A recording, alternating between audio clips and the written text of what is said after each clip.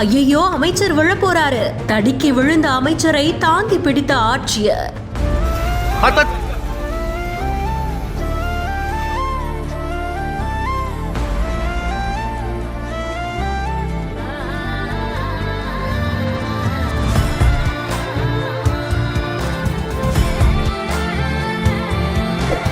திருவள்ளூர் மாவட்டத்துல லட்சுமிபுரம் அணைக்கட்டுல இருந்து ஆண்டார் மடம் தடுப்பணை வரைக்கும் ஆரணி ஆற்று கரைகளை பலப்படுத்துறதுக்காக மற்றும் ஆற்று படுகைகளை சீரமைக்கிறதுக்கான பணி கிட்டத்தட்ட 8 கோடி ரூபாய் மதிப்பீட்டுல நடந்திருக்கு. இத தமிழக சிறுபான்மை நலன் மற்றும் வெளிநாட்டு தமிழர் நலத்துறை அமைச்சரான நாசர் அவர்கள் தொடங்கி வச்சிருக்காங்க. அப்போதான் தூர்வாரும் பணியை ஆய்வு செய்யறதுக்காக எல்லாரும் போகும்போது அமைச்சர் திடீர்னு தடுமாறி விழப்போக பக்கத்துல இருந்த ஆட்சியர் டக்குன்னு அவங்களை பிடிச்சிருந்திருக்காங்க.